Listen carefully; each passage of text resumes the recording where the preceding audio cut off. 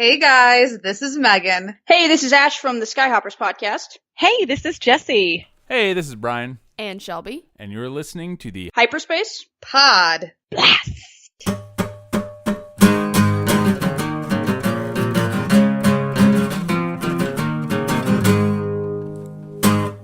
Aren't you a little short for a podcast? Huh? It's Rapid Fire Friday fandom time.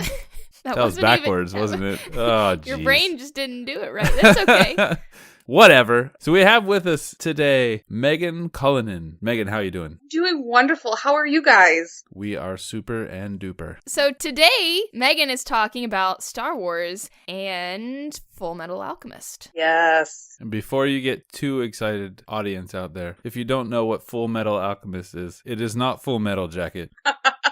It is a fantastic anime, highly recommended. So yeah, let's jump right in. Why do you love Full Metal Alchemist, and how does it compare to your love of Star Wars? I love Full Metal Alchemist because it's just this really cool combination of, it's almost set in early 1900s Germany. It's kind of this alternate universe. It feels very earthy, but there's this mystical quality to it as well. There's so many diverse characters. There's a lot of different personalities. The story goes in so many ways you just don't expect. And it's just a really well thought out, really a brilliant storyline. And by the end of the series, you're like, whoa, what? This was like this crazy ride. Yeah, I just love it so much. And I became a fan like not too many years ago, maybe 5 years ago. My husband was looking for something to watch and he's like, I heard this was a great anime. Let's watch it. So we kind of dove right into it. And it is definitely my all-time favorite anime. Nice. Like Star Wars is my all-time favorite movie series. So I think it's definitely comparable to my love of Star Wars. Awesome. So take 3 characters from Full Metal Alchemist. Who would they be in Star Wars? So the main character of Full Metal Alchemist is Edward Elric. And he is very like Ezra Bridger from Star Wars Rebels. I see that a lot, yeah. Yeah, I had not thought of that myself, but that's pretty on the nose, actually. In fact, I feel like there's a lot of parallels, almost more the Full Metal to Star Wars Rebels. I mean, yeah, there's differences to those characters, but I think the core of their characters are very similar. You know, they're both young kids that dealt with really devastating losses in their lives and just trying to overcome it and learn about this power they have. So that was my first thought when I read that question. That's awesome. And we know Filoni is a big anime fan, so that Rebels anime comparison makes perfect sense. Yes. If I learned that he like pulled stuff from Full Metal, I just would be like, okay, that would just make it so much better for me. So who would your second one be? So I'm going to go with Roy Mustang because he's one of my favorite characters in Full Metal. And he's kind of like Kanan to me and Han, sort of a mix. He's this roguish and charming character, but he's a really great leader and he's really determined to make the world a better place. Excellent. And rounding it out for number 3. Rounding it out, my other favorite character from Full Metal is Riza Hawkeye, and she's like Hera. She's definitely like Hera in Rebels. She's the best at what she does. She's stern and focused, but has a tender heart. Excellent. Yeah. I dig it. Yeah. Feeling this Rebels Full Metal vibe pretty hard right now. Yes. So now take one person from Full Metal Alchemist and put them into Star Wars, like wherever you want. Who would it be and where would you put them? The thing about Full Metal is that they personify the 7 deadly sins, and one of the characters is Lust. And I think she, in the Star Wars universe, would be this really cool, like Lady Sith character. Ooh, kind of like a little Ventress style kissing Obi-Wan on the cheek sort of thing. Definitely like good. the Ventress Bringing vibe. in the other Filoni anime Yes! series. Nice. And so vice versa, who would you take from Star Wars and just drop them into Full Metal? I think maybe Padme, because I was trying to think of characters that they didn't really have in Full Metal, and they don't really have a good female political leader in the show, and I think Padme would be like a really cool like leader / she could still like kind of fight if she needs to character. I totally agree. I could see her, in that universe, definitely. So now a really fun question.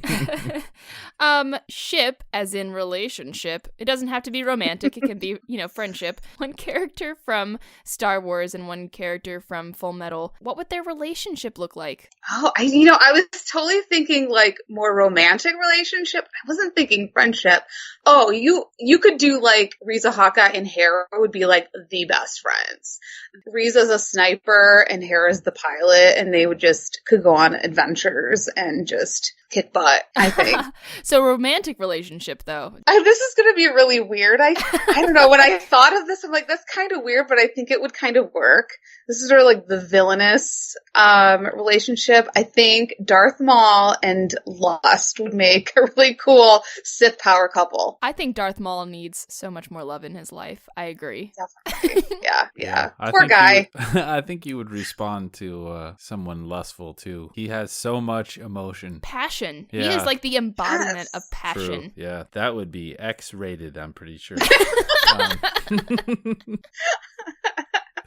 All right, last but not least, what are the similarities between Star Wars and Full Metal Alchemist as far as thematic crossovers, parallels, or, anything that stands out to you? Well, definitely there's this parallel with young heroes, these heroes that grew up through tragedy or hard times, or something happened to them and they have to figure out how to move on and become more than what they are.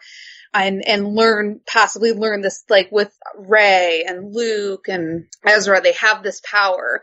They don't know how to use it when they first sort of come across it. And Edward and Alphonse in Full Metal Alchemist, they're very young and they sort of start learning how to be great alchemists and go on this incredible journey. So that is, I think, a huge parallel. There's obviously like a militaristic parallel to trying to do what's right. There's rebellion in both stories. I think that's what that really like appeals to me, is the rebellion and hope of, like a better tomorrow. And then there's like the mystical aspect of it, where alchemy in Full Metal Alchemist is more of a scientific thing, but there's still like a mystical thing to it. And I think it's very comparable to the Force in Star Wars, and how you use it, how you manipulate it for good or bad. So I think those are like the main parallels I really relate to. I love that. Yeah. I love the idea of like being both mystical and scientific in a way, with alchemy versus the Force and midichlorians and all that stuff. Yeah. Science magic, baby. Science magic. Yeah. That's what I aspire to be. Science magic. A scientific magician. Okay, so Megan, thank you so much for being on the podcast today. We really enjoyed all of your interesting perspectives. Where can people go to find more about you? Thank you guys for having me on. I had a lot of fun. You can find me on Twitter and Instagram at MegZCull, MEGZCULL. I also have a Star Wars themed blog about my cancer journey, and that's at rebelcancerwar.wordpress.com. And I'm also a new co-host on the Star Wars Legends and Lore podcast. Oh, awesome. Awesome. Go Yay. check Megan out. She's great. Thank you guys again for listening, and we'll talk to you later. Thank you. Bye.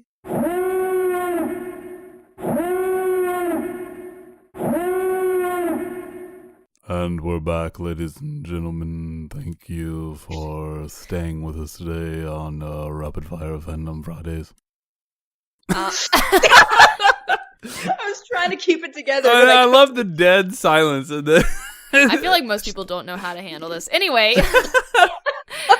I was expecting it, and still, I was like, he's going to do the weird voice. I know. Mm-hmm. So who do we have with us today, Brian? We have Ash from the Skyhoppers podcast. How you doing? I'm good. How are you guys doing? Swell, thank you. Awesome. And today we're talking about Star Wars and Parks and Rec. Awesome. So Ash, why do you love Parks and Rec, and how does it compare to your love of Star Wars? How it relates to my love of Star Wars is it's not as like diehard as the Star Wars fandom is. I think Star Wars is something that's consumed most of my life. But I do really love Parks and Rec. I've seen it about 4 or 5 times through at this point. I don't even know.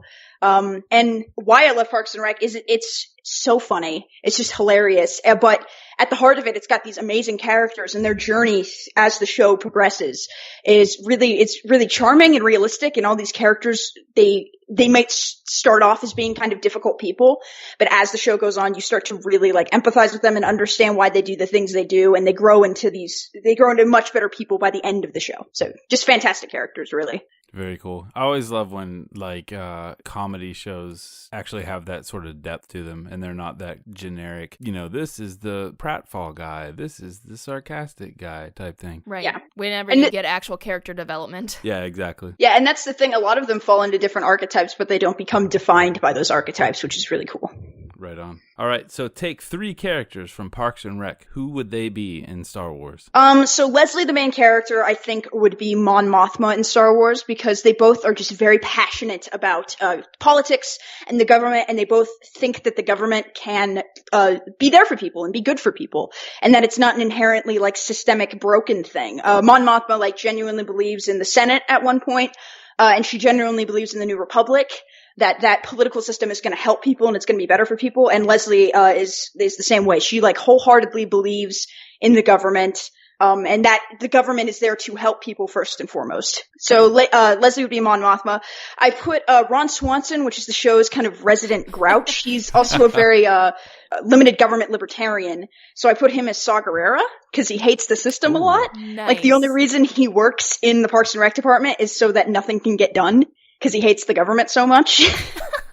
So he felt very Saw Gerrera to me, because they both very much hate the system and kind of want to be their own thing. Ron isn't as extreme as Saw Gerrera. He's not going around like killing innocent school children or anything like that. But not on screen anyway. I mean, we don't know. And then there's a character, Tom, who's kind of I hate to say goofball, because there's actually a lot of goofballs on the show because it's a comedy show, but he's kind of he's always getting into schemes and trying to make money and going into new business ventures. So I think he's a lot like Hondo from Rebels and Clone Wars, because they're both they're both trying to profit all the time, get the best deal. And Tom isn't as like sneaky as Hondo is, but they're kind of similar in the regard. They're both trying to get up on the next thing, make the most money possible. So yeah. I love thinking about the galaxy as Pawnee. That would be so. I'm really enjoying this right now. So Ash, if you could take one person from Parks and Rec and drop them into Star Wars, anywhere you'd like, who would it be and where would you put them? I'd put Leslie in the Imperial Senate, because I feel like Leslie, like I said before, she just cares so much about the government. But I feel like Leslie would also when the chips came down and Bail Organa and Mon Mothma asked her to join the rebellion, she'd be like, "Oh yeah, absolutely. Is this going to help people? Yeah, for sure." And I think she's definitely a force to be reckoned with. She's incredibly stubborn. She really doesn't give up until she gets what she wants. So I think she'd be a pretty cool senator / rebellion official. I could see her being buds with Padme. Oh, they'd be like best friends. They just have so many amazing conversations about democracy and yeah, while they were brushing each other's hair. Yes. Yes. Oh, I need to write this fan fiction now. Yeah, serious, for fan real. fiction. All right, vice versa. So if you could take someone from Star Wars and put them into Parks and Rec, who would that be and how would that work? I'd put Leia into the Parks and Rec department just because I think that she'd be pretty good at it. I mean, she's somewhat good with people, but I feel like her and Leslie would probably butt heads in the best possible ways, that they just want to do the right thing even though they might disagree sometimes, which would create some fun stories. I'm thinking of this from a purely logistical standpoint, I think, but no, I think Leia would be a good fit with the team. I feel like if you have to put Leia in Parks and Rec, you also need to put Han in there because she's going to need somebody. Because that's the thing with Leslie, she has Ben, her husband, to kind of ground her, and Han is very much that for Leia, I think. So yeah, probably Leia. Very cool. So speaking of relationships, if you could ship one character from Parks and Rec and one character from Star Wars, who would it be and what would their relationship look like? Now I'm going to preface this by saying this is a little weird, but nice. This is the first Those are the best kinds of ships. This is the first thing that popped into my head. I couldn't really tell you why. Lando with April, because April's this very walled off emotionally person. And she ends up marrying a guy, Andy, in the show, who's very much like a goofball. And their relationship really complements each other well. But I think that Lando could kind of fill that position just because he's kind of a goofball. I think he'd make her lighten up a little bit and get her into some misadventures. I'm not exactly sure like the longevity of that relationship, but I feel like they'd be good for each other. Can't really explain why. Hey, I like man, it's pictures. your ship. You don't have to Sail explain it. away on it. All right, so last but not least, what are the similarities that you find between Star Wars and Parks and Rec as far as crossovers, parallels, anything of that nature? I think, like, fundamentally, they're both about people who just want to do right by other people. In Star Wars, you have a collection of people on the rebel side who really just want to fight for the future, to have better things than they did. And that's really what Parks and Rec is about. Everything that they do in the show is about trying to improve people's lives in their town. It's kind of the same thing with Star Wars, just on a galactic scale, I think. And I think they both kind of have this very heavy character focus a lot as well, which is what I really like in my media, is just things that focus on like building up fantastic characters as opposed to like convoluted plot lines and things like that. Like Parks and Rec and Star Wars, I think, don't work without the wonderful characters. Yeah, that's very true. Star Wars would be pretty flat without all the great characters. It would be another one of those goofy 70s sci-fi things, honestly. It'd be like Flash Gordon. Yeah, it'd be dime I a guess dozen. this looks cool. Yeah. Yeah. Well, thank you so much for being on the show, Ash. Where can people find more about you? You can follow me on Twitter at AirSatsAsh. That's ERSATZASH on Twitter. Or you can follow my show, which is the Skyhoppers podcast. We're on iTunes, Stitcher Radio, Google Play, YouTube, all sorts of places. And our Twitter is at SW Skyhoppers. Yeah. Excellent. Yeah, definitely check them out. She and Ben have a good thing going. And if you haven't checked out previous RFFFs, Ben has also been on Yeah, that's true. RFFF. So be sure to check that out as well. Hey, he's all right. He'll do in a pinch. Thanks so much. Have a great night. Thank you so much for having me. Bye. Bye.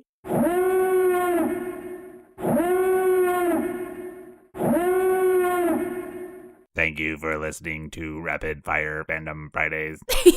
This is Brian Bot 3000. Beep boop. Okay, so yeah. Anyway. Who do we have with us today, Brian? Who is that? Who is that mysterious third voice? Well, this is Jessie from Passionately Casual Podcast. Hello. Hello. I don't sound as cool because there's only one of me. So today on RFFF, Jessie is talking about Star Wars and Harry Potter. Why do you love Harry Potter, and how does it compare to your love of Star Wars? The reason that I love Star Wars is because it's been a part of my entire life. I saw it when I was a little bitty kid, and if it wasn't the very first movie that my mom took me to, it might have been, but it's definitely like the first one that I remember and that had an effect on me, where I like left the theater and like wanted that to kind of be part of my life, or wanted my life to be part of that. So it's just sort of always been with me. Harry Potter, I came to much, much, much later, as in like 6 months ago, when it was the 20th anniversary of the Harry Potter, the first book, the Philosopher's Stone, or Sorcerer's Stone, if you're in America. And so you remember like how it was like really in media, right? Like it was like, you know, like 20th anniversary, and everybody was like, I can't believe it's been 20 years. And I was like, wow, I can't believe I haven't read those books. So I had seen a couple of the films, you know, but I had never really read the books. And I think the reason that I got into Harry Potter when I did was because, yes, it was thrust kind of in front of me with the anniversary, but then also I had just moved to Australia. And as great as Australia is, it's not where I'm from, and I was feeling just a little bit isolated, or, you know, like homesick, and all my friends and all my nerdy friends and all of that. That's all my family who aren't nerdy, unfortunately. Everybody's back in California. So I think I needed something, you know what I mean? Like something like, I won't say an escape, but just something, a world, something neat. So Harry Potter was just the ticket. So, between kind of that and also Star Wars fandom being just a little bit salty recently, I just needed positivity, and Harry Potter you can do in a group or you can do on your own. And it's just, and I feel that it really like sort of rounds out my sort of like one channel fandom that I've had for most of my life, to have something new and exciting to be interested in. Right on. So, Yeah. That's basically the whole premise of this show. Is like, you don't have to just pick one all side, Star man. Wars all the time. Yeah. Or you're not a real fan. You can have it real all. fan, real fan. All right, so take 3 characters from Harry Potter. Who would they be in Star Wars? I would say it's fairly low-hanging fruit to cast Harry Potter as Luke, because it's, you don't have to dig too deep to see some connections there. They're both sort of misunderstood, underappreciated orphans, right? They're both special in ways that they don't even realize themselves. They grow up not realizing that they're meant really for more, and nobody really expects more from them. There's some obvious things like magic, the Force and magic, there's pretty similar kind of concepts. They are confronting evil things like from their own past. We have Voldemort, we have Vader. And that's when they kind of realize their own strengths and what makes them special. And they both really need, friends and family, to help them. And to like help them achieve those goals. And when they get that support, when those friends and those family come to them, then that's when they have like the power to do that. I did think on the next one, because Dumbledore is really important. He's central to Harry Potter. I feel like he also represents a Yoda figure. So you have Dumbledore as like a headmaster. You have Yoda as like a Jedi Grandmaster, and both of them have like dedicated their extremely long lives to helping other people. They both share a lot of characteristics, like personality characteristics too, like the humor for sure, like quirkiness, the quirkiness, but it's all wrapped around this wisdom that they have, like this really deep wisdom. And then finally, I took Hermione as Leia, and I hate to like gender, cast everybody, but like I really wanted to do some crossover, but I really feel that these two are so similar. Yes. They're fiercely independent, keenly intelligent women. Like Leia's intelligence is a sort of a different flavor than Hermione's. Like Leia's intelligence is like an intuition, I feel, and she has a great grasp of diplomacy and how systems work. And later on, she develops great military intelligence and how like entire systems work. Hermione is so smart with books and knowledge and getting all the facts and always being on top of everything and looking it up if she doesn't know it. I feel that they both really represent like intelligence and thought and a thirst for learning.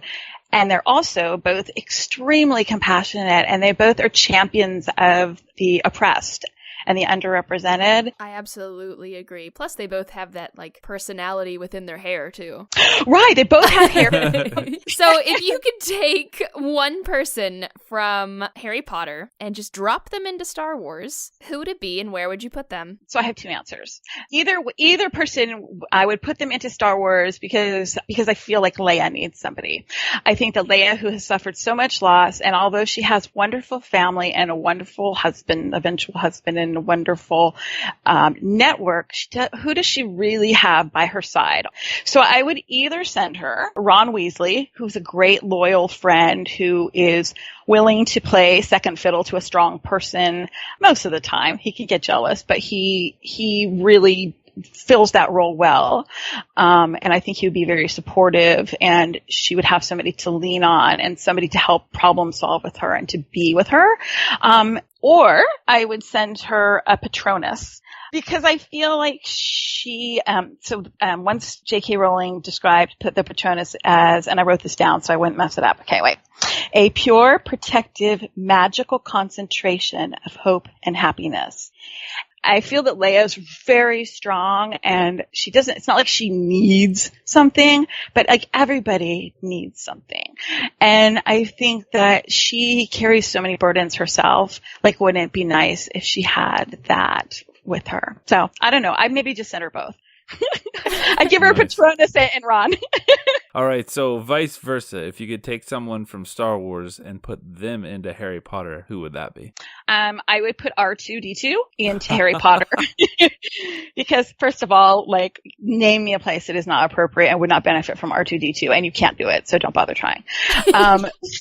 So that's first. But also, I feel that that Harry did not have anybody. Obviously, this is a theme, and like I obviously think about these things a lot. Like, I just feel like if he could have had R2 in his life on Privet Drive, like, it just would have made that part of his childhood so much happier. And then R2 could have gone with him to Hogwarts, and they could have had lots of adventures. And I'm really into like anthropomorphizing droids and animals and stuff.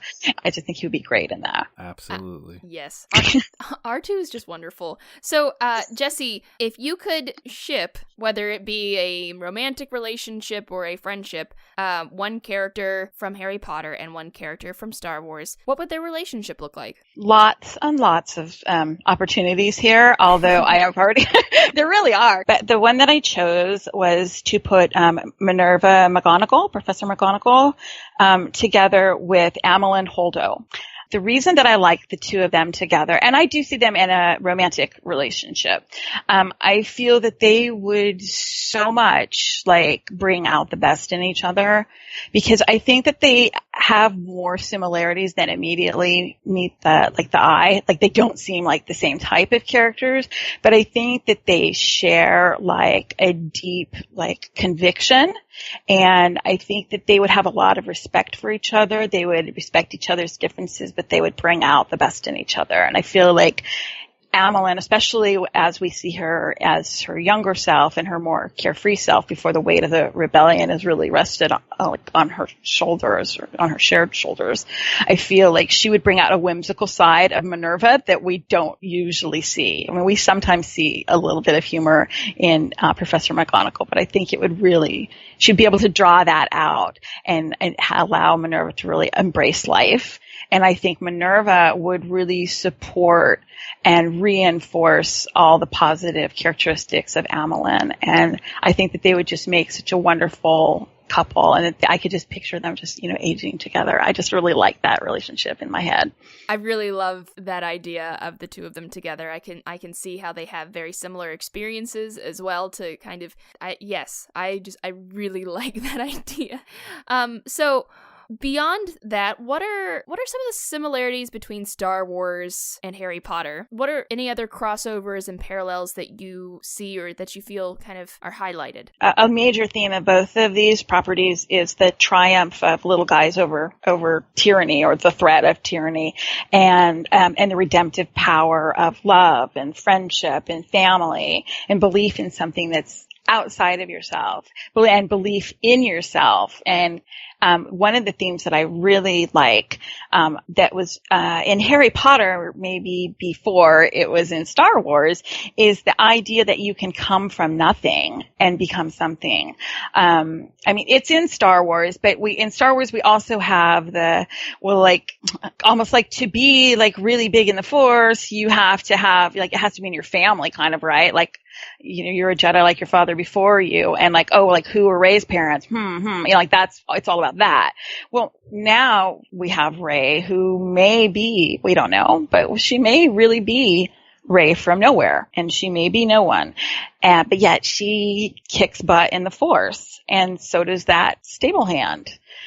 Obviously there's something in him, and so maybe you don't have to be from like a destined line to be powerful and to make a difference. And you could just be a muggle. You could, exactly right. You could be a muggle born with never had a wizard in your family before. You could be a dirty mudblood and be amazing. And I think that's really important. And I know that's a controversial thing in the new canon. Maybe that's okay. And I like that Harry Potter has kind of always had that. Yes. So. Now I'm wondering if there's like a Neville Longbottom equivalent to Anakin. Wow, you just blew my mind right now. All right, thank you so much for being on the show, Jesse. We really appreciate it. Where can people go to find more about you? Well, you can find me on Twitter at the Stardust 77. And I also have a blog that's kind of random. It's sort of Star Wars and gaming and now Harry Potter too. And that is stardustpop.com. Awesome. Thanks again for being, here with us and talking about Star Wars and Harry Potter. Thanks for having me. All right. Talk to you later, Jesse. Bye. Bye.